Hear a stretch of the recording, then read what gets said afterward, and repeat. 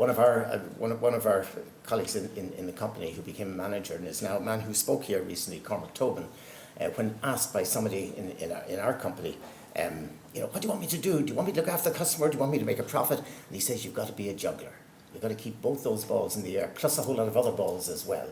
So that's the real, if I was to leave you with just one message today, and that is the boomerang principle. Everything you do is aimed at getting the long-term customer and getting the customer to come back again. And I think that's an essential part of what we attempted to do. And if you can instill that in everybody who works in the company, then you achieve a huge amount.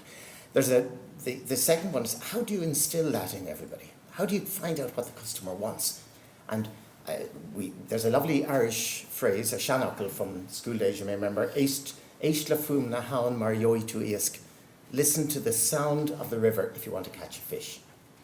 And so we set up a listening system, a system in which everybody in the company was to listen, to see, can you find out what the customer wants? And I remember you mentioned that when I became chairman of An Post, and I tried to instill this into some of the senior executives in An Post, and they said, Feargal, you don't understand.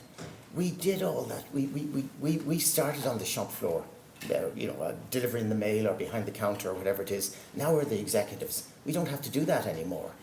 And I said, yes, you do, because the water in that river changes all the time.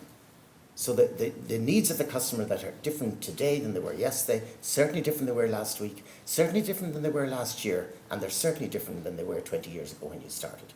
And it's an amazing impact of being close to customers and of having the effect of a customer grab you by the lapels and say, I hate this or I love this. And that's why one of the most important elements of getting customers to even talk to you and tell you what you want is to make sure that your own people enjoy it. And so the importance of a smile is just an imperative aspect of almost every business. How do you manage to get people to smile? How do you manage to make sure that they enjoy it? So one of the things we did was that I set up a customer panel in each of our shops.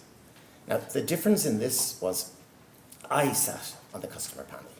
It wasn't delegated. And when I went in, and it meant I came into the Monday morning executive meetings each week, having had the experience of customers who grabbed me by the lapel and said, I hate the way you do that.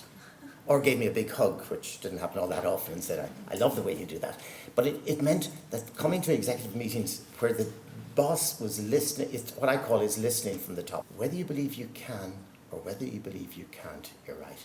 I believe that we in Ireland have the chance to do things. We've got to believe in ourselves. We've got to be convinced that we can convince everybody in our team, our people, that we can achieve it. I believe if we believe that, and if we show that we trust people, that we've confidence in them, and that we instill in them the same objectives and the same willingness and wish and belief in ourselves, then I think we can win.